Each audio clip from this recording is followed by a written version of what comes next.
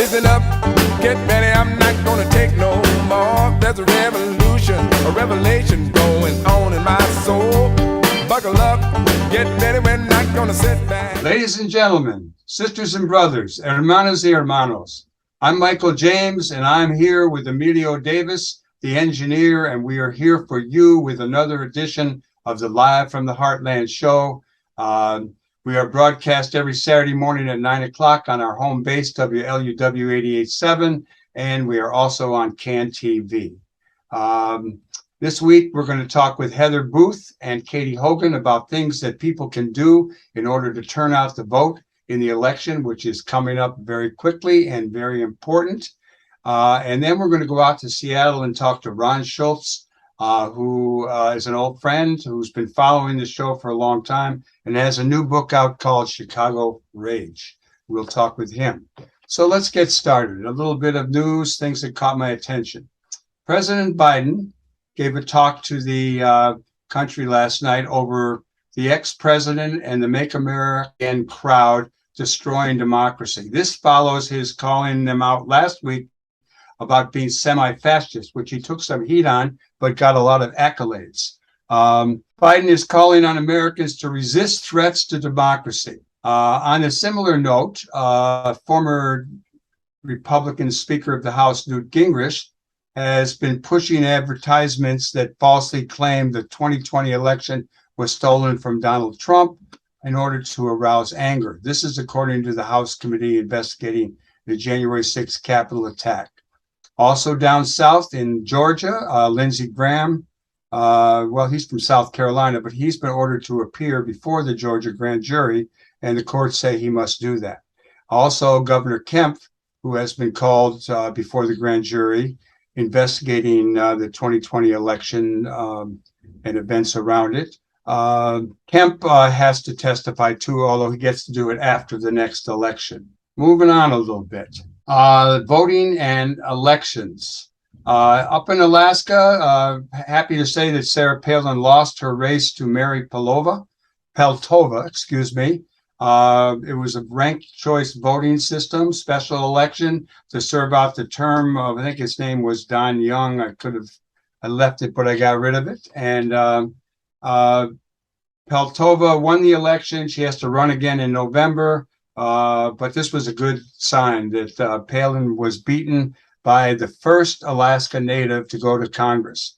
And Peltova, I saw her in an interview last night, and she said, well, she wants to defend the rights of the indigenous people. They are only 13% of the population in Alaska, and she will be looking to serve everybody's needs.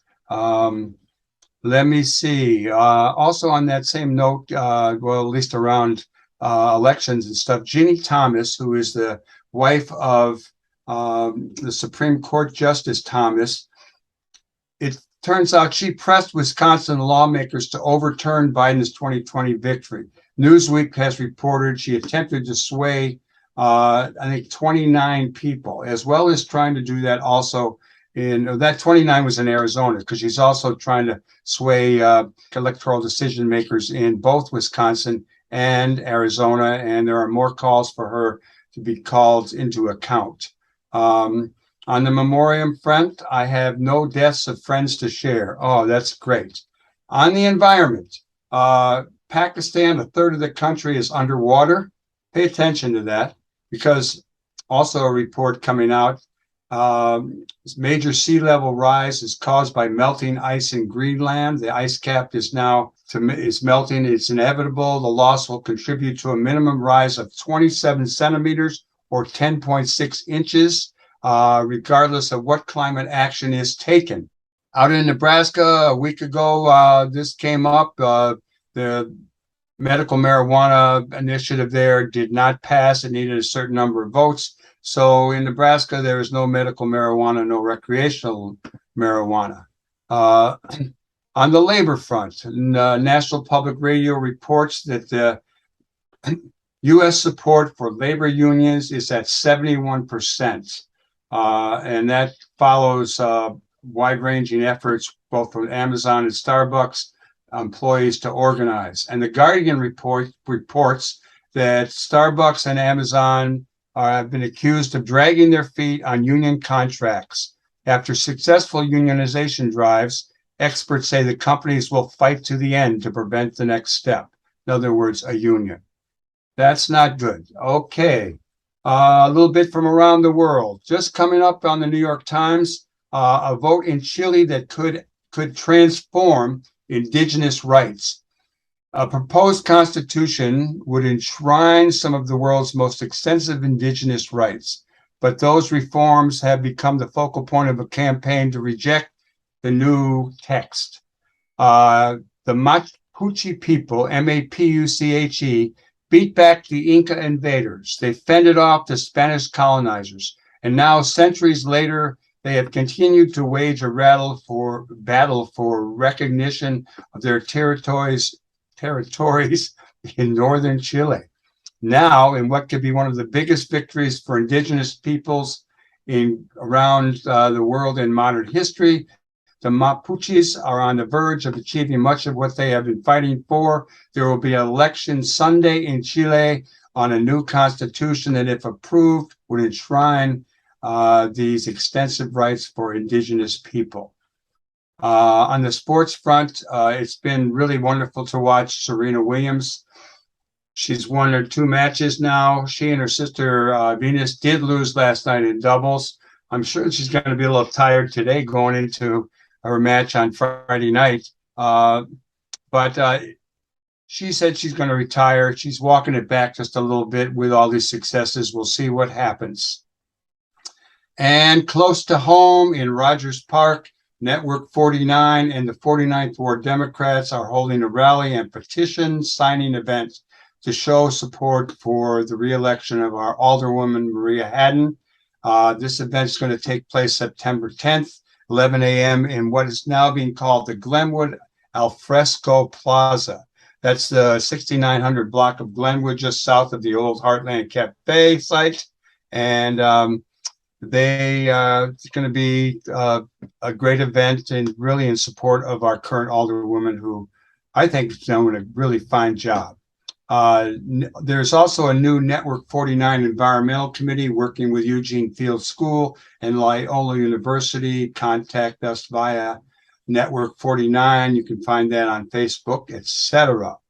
Okay, so it's time to talk politics. Time did we bring on a couple of wonderful women, Heather Booth and Katy Hogan, who are going to talk a little bit about what people can do in the days leading up to the midterm elections, not only in terms of phone calls, visiting, even giving some money. So let's take a musical break. We're going to let Emilio pick that, and we'll be right back with Heather Booth and Katy Hogan here on Live from the Heartland, WLUW.org or 88.7 on the left end of your dial. Be right back. Don't go anywhere. Children, what's that sound? Everybody look what's going down.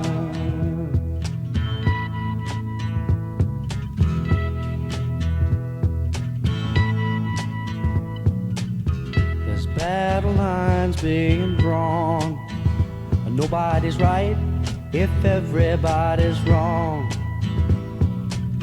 Young people speaking their minds are getting so much resistance from behind. Time we stop. Hey, what's that sound? Everybody look what's going down.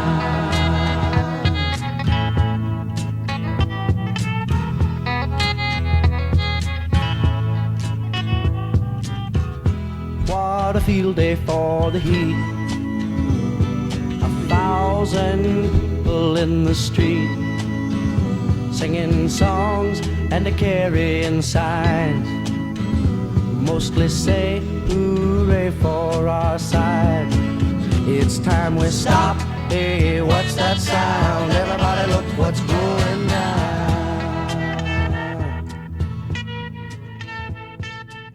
Okay, we're listening to the Live from the Heartland radio or TV or internet show. I'm Michael James, and it's time to talk politics. We've been talking a lot about the upcoming midterms, what's going on and what activists should be doing. So I've asked two people to join me today, two of my favorite people, two people I admire highly. That would be Katy Hogan, my longtime business and political partner, and Heather Booth, who many of you may know historically from her work with the Midwest Academy, in the vanguard of women's access to abortion rights, with Jane, and sometimes an activist with the Democratic Party. So good morning to the two of you, Katy Hogan and Heather Booth. How are you both doing today? Hi, Michael. I'm always better when I'm with Katy Hogan and Michael James. They are long distance movement runners. Katy was truly my campaign partner in the Harold Washington effort. She was the side and many other efforts. And Michael James, we go back to the days of Join Jobs or Income Now, organizing in Uptown. And anyway, it's just a delight to be back with you, movement long distance runners. And that's what we hope people on this call, the podcast, the video will do. A long distance runner do the work that's needed in less than 70 days to turn this country around. Well, it's coming up, and I've got the visuals for both you and me, Heather, but Katy is somehow, I'm the Luddite. I'm not sure what's going on, but we can hear Katy, so we're going to talk a little politics. And let's start off with Heather, in your long career, a strong career in electoral politics, and not talking here about the movement side, but how would you describe the importance of the 2022 midterm elections? God. I think right now we are on a knife's edge between democracy and autocracy. And as much as so many of us who are watching this show or are listening in have spent our lives saying we need to make this a better democracy, a more perfect union, and that is still true. There's a long way to go.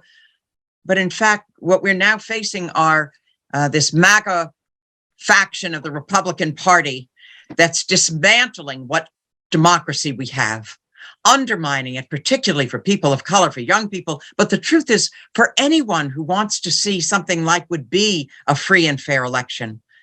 And so what's on the ballot this November is reproductive freedom, is voting rights, is whether or not there'll be assault weapons on the streets, and really whether or not there'll be a future of democracy.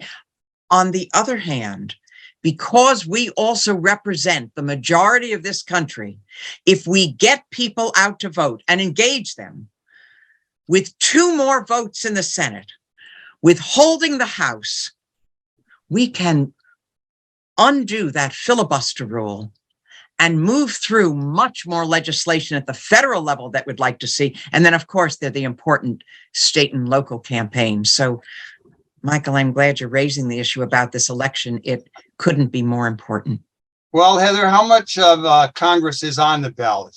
The current thinking has been for a long time that the Democrats could possibly hold the Senate and would probably lose the House. But that was before the Roe versus Wade decision came down from the Supreme Court. So what do you say to the media out there talking about the Democrats will have a hard time holding the House and even the Senate? What's your take on how things look for us? My reaction is, yes, we can, but only if we organize. If we don't organize, then we know nothing good will happen. But when you organize, often in times of the greatest challenges, you can make the greatest progress. We have seen sea changes going on since the middle of June and the Roe decision at the Supreme Court, in part because it is the most intimate decision of a person's life about when or whether or with whom we'll have a child. And we have seen an explosion of women particularly coming out to vote, and younger women also. There's now a 55% balance of the increase in registration has been 55% women, particularly in those states where there have been Senate marginal states. And then you also look at who the candidates are on the Republican side, because so many of them are just batshit out of their minds. And they are, people who believed you should overturn an election because they lost. They know they lost. And that's not how we were brought up to think we should function. So when people start choosing between candidates, who's for assault weapons or who's for actually limiting gun violence, who's for reproductive freedom, or who's not, there is a move now towards the Democrats, but only if we organize will we turn it out. And we saw last night, there was an election in Alaska with the first Native American, person and the first woman will now be elected to this at-large seat that's been held for over 50 years by a Republican in Alaska. And it was made possible because there's been an outpouring against this MAGA Republican faction, by the way, defeating Sarah Palin. Yeah, her name is, let me get it right, Mary Peltova. And she is, as you say, the first Native to be elected. It's to fill a gap, and she'll have to run again in November for the next 2 years. But this was a good sign. Let me ask you again a little bit about how it's looking in the House, even in the Senate. What races are crucial to win, would you say?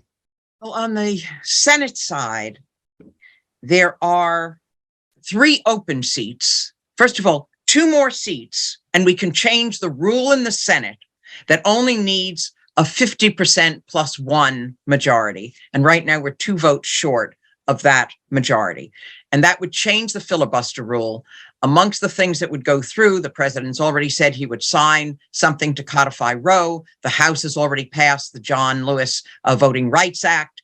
They've passed significant additional sensible gun legislation and other rules. So we think that that will pass with 2 more seats in the Senate. So on the Senate side, there are 3 open races, 3 races where the seat is open. It had been held by a Republican, but now we have to see who will win it. And that is in Pennsylvania with John Fetterman, who is a man of the people. He has on his arm, he was the mayor of a small town in Pennsylvania, and he has on his arm the tattoos of the dates of each person who was killed by gun violence while he was mayor. It just shows you where his heart is, his commitment is. And he's running against this phony Dr. Oz. So that's Pennsylvania. North Carolina, Sherry Beasley, an excellent candidate. An open seat. North Carolina is a difficult place, but we can do it if we turn out. Ohio, Tim Ryan, who is totally functioning as an economic populist, pro-labor Democrat, and has a real chance. But again, we need to turn out. There are 2 seats where we need to turn it from Republican held to Democratic held. Wisconsin, the current lieutenant governor is Mandela Barnes. He actually comes out of the movement. Not only does his name Mandela Barnes, what do you think? But also he was a community organizer. He worked on a program that Bob Creamer had originally worked on, and then worked with a number of community-based organizations. And as one of us, he could be on this podcast as a regular participant. And then in Florida, former chief of police Val Demings. So she brings an African-American candidate, brings the seriousness about caring about policing that will serve a community, and is a very progressive candidate. And then there are incumbents where we need to keep those seats. And this is also a challenge. There are 5 seats. Georgia, it's Raphael Warnock, a minister who has just been a moral guide. In Arizona, Mark Kelly, former astronaut. But it's a tough state, but we can win if we organize. Nevada, Senator Catherine Cortez Masto, again, difficult terrain, but a purple state, and we can win. New Hampshire, Senator Maggie Hassan. It's always been a challenge there. And Colorado for Michael Bennet. And then in many of those states, there are also governor's races that are also critically important.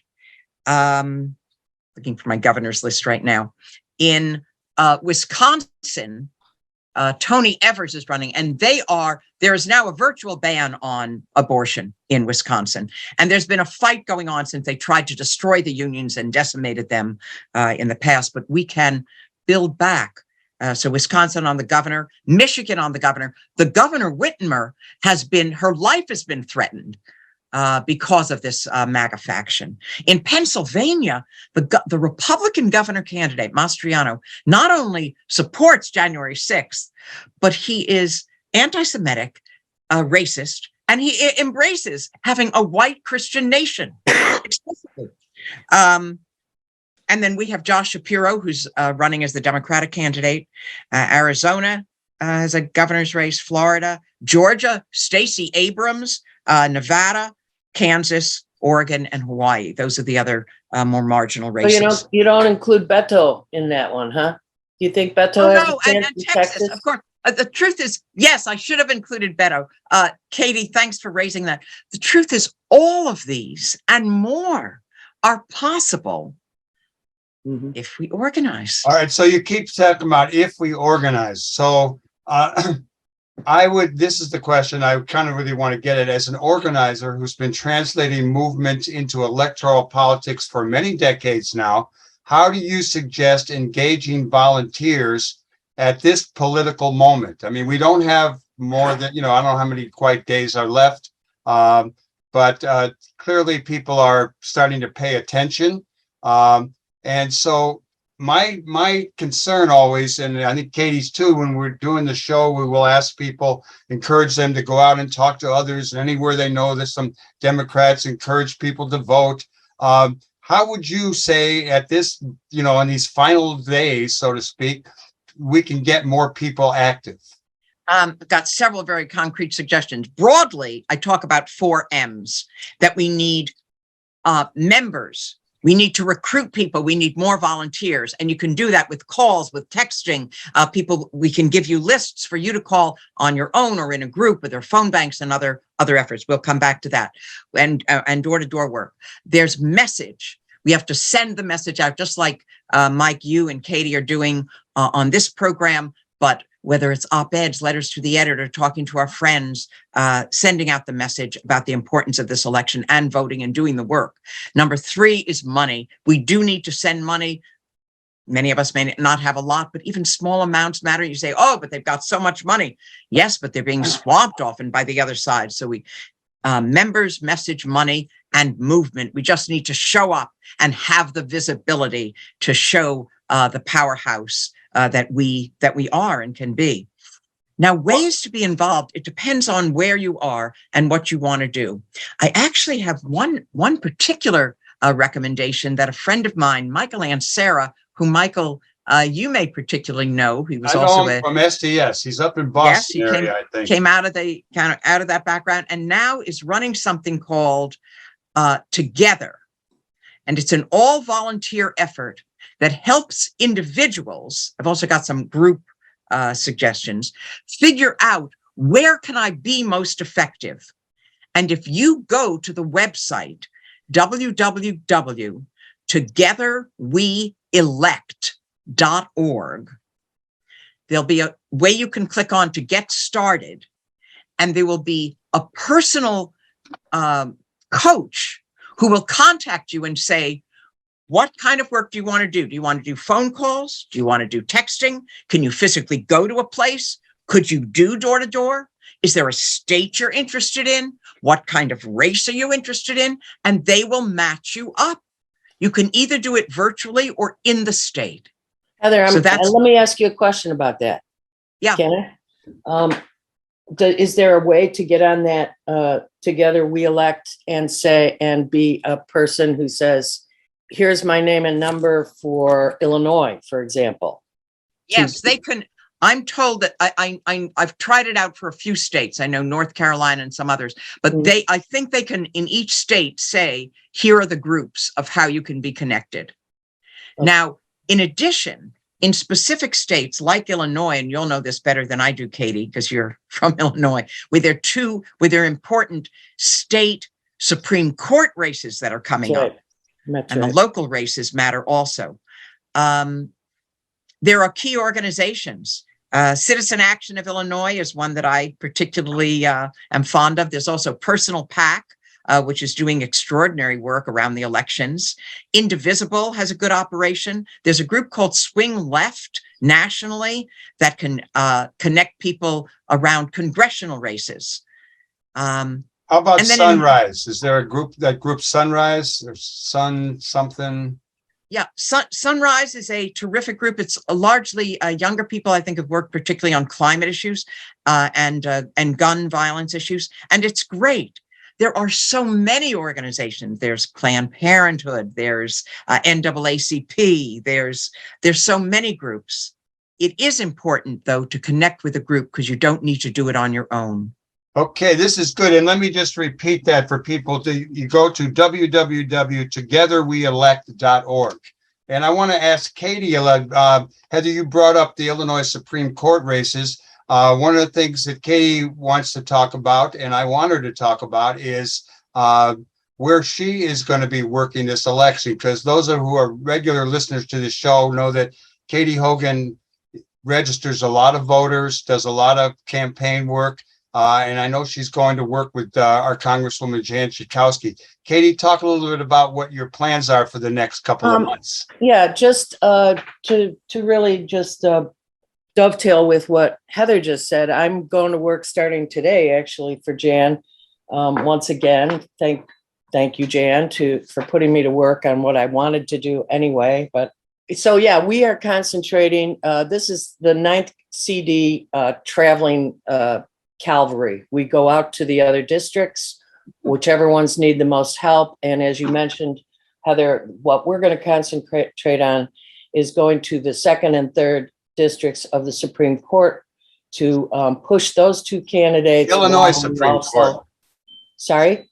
I'm just saying Illinois Supreme Court, so everyone's clear. Okay. Yes. And we'll be pushing the entire ticket, of course, in those districts, including the congressional folks who we elected 4 years ago. That'd be Sean Casten and Lauren Underwood, as well as Bill Foster. All of them have those Supreme Court races in their districts.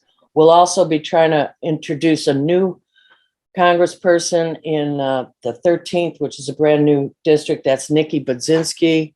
And we have a guy out on the west of the state, Sorensen, who has a MAGA candidate to run against. So while I would love to join the trail up to Wisconsin, my job is going to be concentrate on Illinois and push the blueness of us all, particularly based on how we've become a state in the middle of abortion vacuum. We've got a lot of people traveling to this state for healthcare. So Katy, let me ask you, that Sorensen race out on the western part of the state, is that the Lane Evans seat, the old Lane Evans seat? Well, it's a redraw. No, actually, it's north of that. Okay. I believe it's north of that. That district has been divvied up many times since. Good old Lane. Katy, Jan Schakowsky is so lucky to have you. You are such a joy. People flock to you, and you know how to put them to good use. So anyone who wants to have a good election experience, connect with Katy Hogan. Maybe Katy should they just connect with the Schakowsky campaign? Well, I'll be at this campaign, and I think my email is katyhogan@janschakowsky.gov, but I'm not sure actually at the moment. But I am full-time doing this, so you can reach me through Michael, through the radio, any which way. If you know me, pick up the phone and call me, because actually, this is the thing. What you said is the most important, Heather, is we need people to get up and activate. We have 10 weeks. That's all we've got. And it truly is a moment, yet another Save the Republic moment. But I really believe this is this is the most important one so far, because Biden is on a good trail at the moment. And the media keeps drumming really negative messaging, questioning, one of the Democrats going to get it together. And I want to say, what are you talking about? we're working like a well-oiled machine out there against all the MAGA forces, while the trial of Trump is, hopefully grinding towards. We're keeping a lot of balls in the air, is what I feel. So I'm most concerned about just getting the volunteers that we need to do the carpools out to these various districts. And they're not long rides for the most part. We will take a long ride down to Champaign-Urbana one weekend. We will go out to Rockford another, but basically people can canvass with us every weekend from now on. And you're right to mention the other groups. Indivisible has been going to Wisconsin for weeks with lots of Chicago folks. Swing Left is great. And there's a lot of folks working. Unfortunately, the loss of a right has had a good result of activating a lot of people who might not have, had they not just lost the right to their own health care and reproductive freedoms. So, yeah. Let me ask Heather if you have any parting thoughts. I was going to ask about the role in the media and hindering public thought, but I think Katy addressed that. But you may have some comments, or either of you, any final comments in our campaign to get more people involved in turning out the vote in November. Well, our future is at stake. Our Amen. kids' futures, for us, our grandkids' futures. And what we know from past history is that when we've organized, and I often say we organize with love at the center, we have made the most dramatic change. And we can do that now. I'll say one last thing. Many know that I was in the civil rights movement, and people often used to say, are you willing to die for freedom? And though I wanted to live, I was willing to take that risk if that's what was involved when I was in Mississippi. But now the real challenge is, are you willing to live for freedom? Are you willing to do the work every day, to make the phone calls, to do the texts, to go door to door, to talk to your neighbors, to recruit others, as Katy was saying? It's a short period of time, and whether you do it for the whole 9 or 10 weeks left, or if you do it just for the last weekend, we need you now. And if we do the work every day, we will make this a more just and democratic and caring world. All power to Thank you, the Heather. people. Yeah. Hey, Katy, you have anything to add to that? How could I? Okay. Well, I want to thank the two of you. I really admire you both. I apologize to our viewers, not the listeners, but the viewers, because you don't see Katy's picture. We're not sure of the tech issue on that. We love Katy. We love Katy Hogan. I encourage everyone to stay tuned. We'll be back with more Live from the Heartland for the week of September 3rd. We're going to have Ron Schulz, who has a new book out. He's going to talk about his adventures many years ago. Stay tuned. After a little music, we'll be right back with more Live from the Heartland. Power to the people. See you, ladies. See you, women, sisters. Over and out.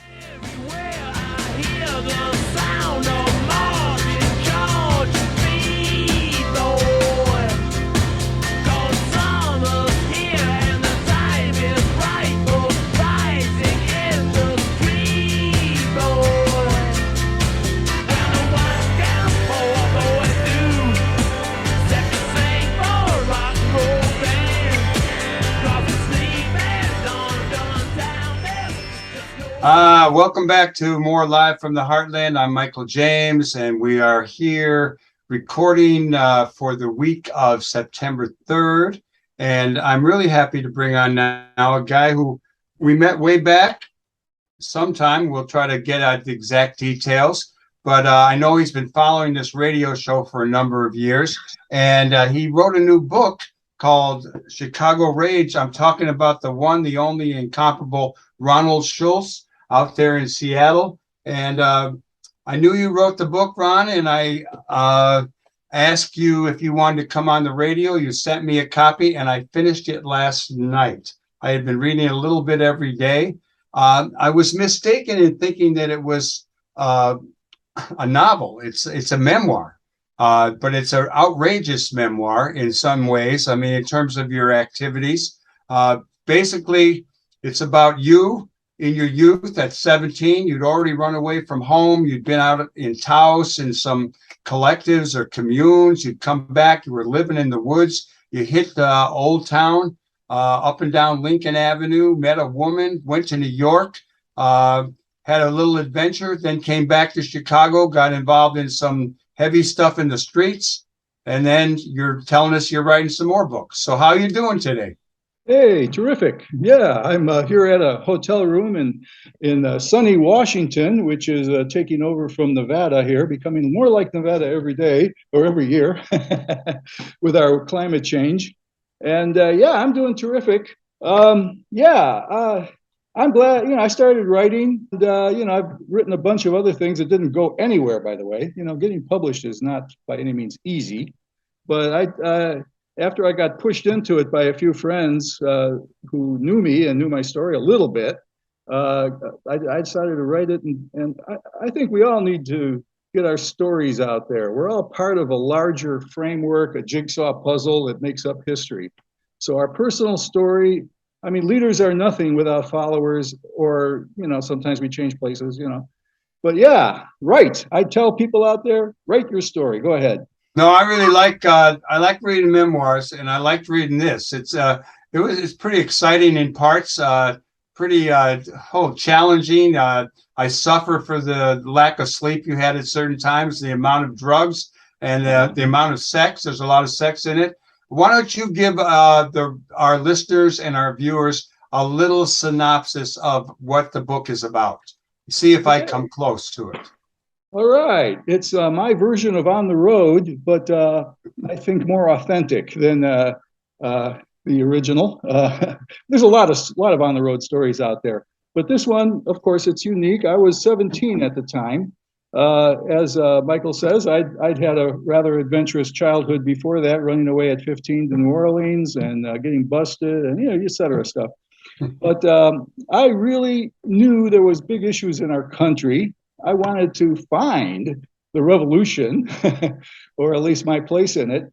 I was always kind of looking for alternatives to the culture that I grew up in. In the 50s, racism was right in my face.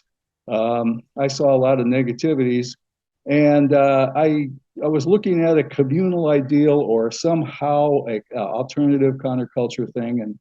And okay, first of all, before this book, there's another book which is out there. I went to Taos, New Mexico, and Drop City, Colorado. Got involved in that scene. May have met Charlie Manson, or at least a lookalike who had the same vibe, and definitely met some of his girls, because later in the year, when I saw him on TV, I said, Jesus, that looks like the guy, So, but our country is full of various forms of sociopaths running loose. And yeah, man's son and son of man, that's how I remembered him from being described to me before the murders. But anyway, no, I didn't get mixed up with them. And came back. Yes, as Michael says, my life suddenly exploded when I went down to Chicago, had a series of relationships with people, and ended up hitchhiking to New York with a lady named Bonnie, who, as she so proudly exclaimed, was a member of the Up Against the Wall MFers, as the full name would be, but they went by the MFer logo. And unfortunately, it was an age of paranoia, and and I ended up, my dear girlfriend put me into the Bowery. There we go. I was in the Bowery, which I'd seen the Bowery Boys on TV before that. That's all my knowledge of New York, really. But anyway, it wasn't working out somehow. I kind of felt like I was being cut adrift. And as fortune would have it, I ran into Karen, and we ran into a flyer, an SCS flyer, which talked about tearing down Pig City, Chicago, as they termed it. And I decided, hey, that's where I belong. What am I doing here in New York? And so broke, as we were, flat broke, basically, we hitchhiked out on a more adventurous trip back to Chicago than coming in. Yeah. Because a lot of it was my own mistake, missing my exits, talking too much with the driver and forgetting that I wanted to be let off at a better, and ended up spending a long time traveling through Americana, which was nonetheless fascinating to me. Riding with a alcoholic or a drunken guy through West Virginia, who ended up in an accident. And anyway, it's a long story, but you got to read it. It brings back so many memories, just hitchhiking. I mean, I remember hitchhiking once coming back from Mexico. I was coming from Chicago to heading to Connecticut, and late at night trying to sleep on the side of the road. Being hitchhiking up from Alabama, where a friend had driven me, and I'd back up to Lake Forest College, and being in a car full of drunk people, and lucky I got out of that. You brought back a lot of memories. But when you get back to Chicago in this book, you get involved with the Weathermen and their days of rage. I have a connection to that too, in that I went to follow and see what was happening. And when a guy grabbed a friend I was with, I tried to separate them, and then got jumped by some police. And one of them said he's got my effing blackjack when I was holding on to. He was hitting me on the head. Anyhow, the days of rage were something else. You got carried away during the days of rage, and but then I think at the end of the book, you kind of see that you're going to go in some new direction. Yeah, I had no choice. I went to jail. That tore me away from Karen, I'm afraid. I'd love to see Karen Mookie, if you're out there in the world somewhere. I'd love to hear back from you. It's been a long time. In fact, we had very similar experiences. You got busted in your experience. I got busted in mine. And the Weathermen, okay, I kind of saw them as a necessary evil. I think they were, the more I got to know them, they were a little on the crazy side. I saw it as a self-destruct, kamikaze type thing. And I heard the speech, by Black Panther Fred Hampton, outside the criminal court building. And of course, he called the Weathermen custoristic, which I had already been through the first Wednesday of the rage, and I pretty well saw that was true. But I was young, full of gumption, and I kind of had some, just kind of wanted to see how this would go. I had my own demons, I guess you would say. And I can't blame the Weathermen for being any crazier than I was, but it was like a shooting star that's going to burn itself out. But that's kind of the way I thought that they would mature, into a less. Like I say, I ran into Kay in a Weatherman meeting, planning session, and they were talking about killing her because of her pacifistic views. Of course, I knew it would all be talk, but you never know. We ended up hooking up a little bit there. We became, we should have listened to my better angels and gone with her early back to Grinnell, Iowa, which would have been a whole different story. Well, this is it's pretty interesting reading. And, for those people who were around in those times or want to know more, you use a lot of real places. You're on Lincoln Avenue. You're going to Alice's restaurant, Alice's Revisited, the feed store. There are people in the book that many of us, some of them who've been on the show, talk about. And your book actually had a publisher. Some of these books I've been interviewing people are self-published, which is fine with me. But this is Tumbleweed Books. It's out of Canada. And the name of the book, once again, is Chicago Rage, subtitle, A Memoir of the 1960s Chicago Riots. And what's been the response to your book so far? Well, it's very newly out there. Unfortunately, Tumbleweed Books has ARC Reviewers. I think it's a sub company or something. where they offer 25 early reviews to anybody who wants it for free. And guess what? Everybody likes fantasy. Nobody likes anything smacking of real life. Or at least their audience, shall I put it? So I got 0 responses, unfortunately. Actually, I have 2 reviews on Amazon, and it hasn't gotten out there, to be quite honest with you. It hasn't, although everybody who reads it tells me it's great, Well, I really enjoyed reading it. I mean, it did bring back a lot of memories, and I was really impressed with the detail. One of the things that strikes me, though, that if I was thinking in the present tense, you would have been an awful smart guy. I mean, you were already into a lot of Buddhism, your spirituality. You had a pretty wide understanding of politics and things were going on in the world. Were you actually that sharp back in that day, or did that sometime looking back you got sharper? Well, I read a lot, and I thought a lot, and I meditated a lot. I can say that. I can't say for sure if I was smart. I mean, I ended up getting busted in a suicide mission to save somebody I didn't know, and lost my beautiful Karen forever. I don't think that was smart, but we all make crazy mistakes in life. I have to forgive myself a little bit there, or else I knock my head against the wall. But okay, I'm human, aren't we all? But we all got our ups and downs, And yes, I read a lot. I was really into all the same stuff. I try to be as realistic and honest as I can here.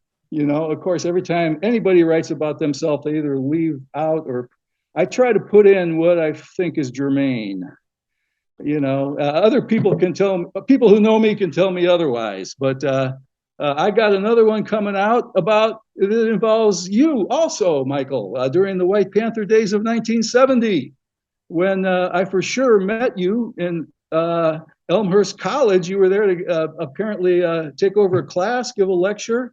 It was all coincidental, and that's in another book coming up.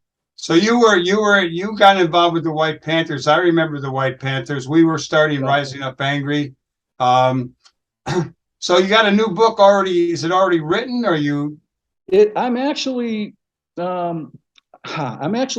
it out now, best I can. I'm having a little trouble with this because I'm trying to pull in a lot of parts, So I'm kind of like spending a lot of time on that one. But I've got a lot more outside sources, shall I say, that I'm bringing in too. But anyway, the one that has just been accepted is the immediate sequel to Chicago Rage, which is my time in jail in the Nut House, because I ended up 10 days in Cook County Jail, which was we were segregated, the Weatherman population segregated from the other prisoners.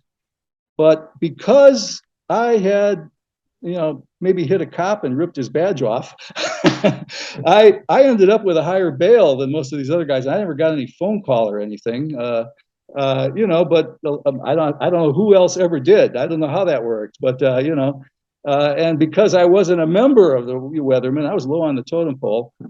So anyway, somebody called my father, probably from the defense committee or something, and said, "Oh, by the way, your son's in jail." Oh, okay, shit. I guess I better bail him out or something. But they didn't know what to do with me, so they stuck me in a mental hospital, where I met, my good friend Pete Fischetti, whose father was a cartoonist for the Chicago Daily News. He's involved in that book too. I forget his father's name, but he wrote Zinga Zinga Za, an interesting little kind of a Italian coming to America story and getting involved in the newspaper work and so on. Anyway, cartoonist work. But anyway, that's a whole other story. But it's coming. It's coming. Let me ask you, I don't really know that much about you, except that I would, I know you were listening to the Live from the Heartland show, and then later we started doing emails and stuff. What have you been doing? What did you do for work in your life? And are you retired now, giving you time to write? I'm semi-retired. I got involved in a lot of different stuff. I worked in gold mines in the Black Hills. I worked in coal mines in Colorado. I was a security guard at various places where I couldn't find any other work. And then I put myself through, okay, I was a high school dropout, but then I put myself through college in between Long Beach, Colorado, and Seattle, Washington. You know, I started there, ended up moving up to Washington for long, complicated reasons. And so anyway, I got a BA for what it's worth. And, you know, I kind of ended up working as a security guard while I did that. And hey, at least I had a little time to study, but I was burning the candle at both ends. I've been doing that most of my life. I don't recommend it, but I'm still alive anyway. I can tell you that. Maybe. You mentioned Long Beach, Colorado. I'm sorry, Long Beach, California. Okay, I was going to say, what body of water would that be on, that Long Beach? The Pacific. In California, yes. But I did live in Colorado, near Aspen. Near Aspen, I worked at the coal mine down there they had a bus back in those days that drove us all the way down to, think of the name now. Anyway, it was the Intercontinental Coal, something like that. But anyway, I did a lot of different jobs, but mostly I got into health work out here in Seattle, working with older people. Me and my wife, my beautiful wife, got involved in we started an adult family home. And so we did that business from 1996. And hey, that got me out of poverty, or, you know, us out of poverty. You know, my wife is more business minded than me. I'm a total flop. I can't hold on to money. I give it away. Well, let me ask you a little bit about when did you actually start writing? And you kind of indicated you had written earlier stuff. Have you been published other places? Well, you talk about self-publishing. My first book, Spirit Quest 1969, just before the pandemic hit us, I guess some people call it vanity, some people call it a hybrid publishing. You know, you put the money up front, so it's a little more of a guided self-pub. Anyway, it's costs money. But yeah, I got that book out there. It went nowhere. I mean, the pandemic was here, and I don't think they did very much of a, you know. Okay, one problem with publishing memoirs right now is, you know how it is. It's the market, the invisible hand of the market. You know what's, I don't know. Anyway, it's hard to get published. A lot of people don't. A lot of publishers right now are saying, memoirs don't sell, you know, so it all depends. It all depends, you know. Well, there are a lot of memoirs. I know our friend Peter Werby, who was the founder and still publisher of the Fifth Estate up in Detroit. He has a book out about 6 months ago. You could actually find it you go to youtube.com/heartlandmedia/videos and type in Peter Werby, you'll find it. Yeah. Well, what inspires you these days, Ron? I mean, in terms of the world, you got any hope for the world? You got any unhope? What's going on in your head? It's a rocky road, you know, hope and all that stuff. You know, we've seen a lot of disappointments. Both of us have, I know. And it's not a perfect world and never will be. I've come to that conclusion. But hey, it's our world and I love it, man. I just love the ride. You know, we make the best of us. We're going to lose. If we lose every single battle, we still got to keep our hopes up there. We got to keep our spirit and our love. We got to love each other. You know, that's my bottom line here. We got to take care of each other. You know, we're all mirror images of each other to some degree. You know, does that make any sense? It does. When was the last time you were in Chicago? Wow. I believe it was a year and a half or 2 years ago, but I'm terrible. My older timeline, I keep track of better. This one is too much back and forth. I really move around a lot and can't keep track. I think it was like a year and a half ago, but just briefly, you know, it changed a lot. It's changed a lot. Of course, you know, I'm involved like you to some degree with Karma Farm up in Wisconsin. And we got a website connecting us a little bit, trying to, we're scattered. We're all scattered, our human family, but we try to be in touch. And I love Chicago. I almost went back there instead of Seattle, and I started to, but long story that I'll go in my future book, dragged me out to Seattle here. And when after you've been somewhere for a while, all of a sudden you realize, hey, I must live here now. Maybe I'll live here now. But then I spent 4 years in Japan. That's actually that's where I got my nest egg. We were able, in order to help put myself through college, I joined the National Guard, and they had just started. It goes up and down, so that helped me pay. They let you in the National Guard after you'd been busted during the Weatherman stuff. I told them all about it, but they called. I was right there watching them call Cook County and couldn't find any record of it. Now, guess what? Just recently, I tried to get global travel. What do you call this thing? This thing where you because I travel overseas a lot, so gets you through the passport control easier. Global entry, I think they call it. And they drug up all this stuff and said, oh, well, you can't get it because of 1969. And another thing, which I don't even remember, and I think it was 76 or something. I said, shit, I think I wasn't even around then. But anyway, so I'm supposed to go back and get to show that these cases have been resolved. And so, yeah, I called. They don't have any. They burn that stuff. It's trashed. But all they have is some index that has me listed that I can't follow up on. So I won't get global entry, I guess. I have to go through the passport control like everybody else, the slow way. Well, Ron, let me ask you one last question.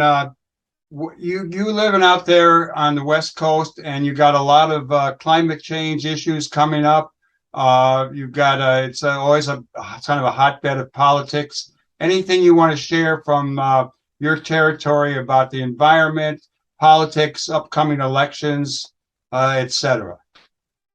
Yeah, vote blue. That's all we can do, Okay. I mean, even if individually some Republican seems like a nice guy, and maybe he is, when it comes right down to it, most of them, with a very few exceptions, ended up voting as a bloc. I mean, they used to blame the communists for doing that, but the Republican Party is the new.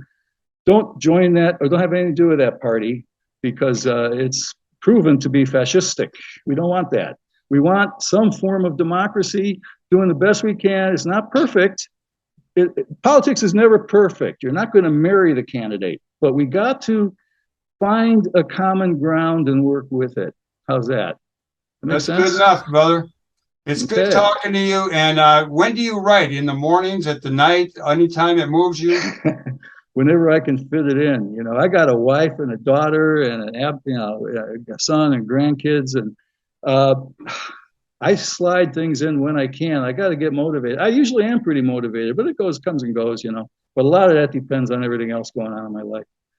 But hey, I recommend it. It also helps you clarify who you are. I mean, for anybody, I don't care who you are, sit down, write some stuff down, and guess what? It activates a different part of your brain to reanalyze events. And I think that's helped me a lot to come to terms with a lot of different things. Well, I want to thank you for sending me the book. I had a fun time reading it. I'll share it with other people, and hopefully you can send this little interview around the world, and maybe you'll sell a couple copies. But at least we had a good time. I'll send you the next one too. All right, brother. Couple of announcements before we go out. The Bitter Jester Musical Fest will be Sunday. That's tomorrow from when you're listening to the show or watching it. September 4th at Madame Zuzu's in Highland Park, 4 to 10:30. That's at 1876 First Street in Highland Park. Lots of musicians connected to the tragedy up in Highland Park. That would be a fun event. And also on Sunday over in Logan Square, there will be the Zine Mercado at the Comfort Station. And yes, I'll be there selling my books, my photos, and the Rising Up Angry covers posters. I think we're going to go out today with Chick Street Man, another guy from up in the Northwest, with his song Doing the Best You Can.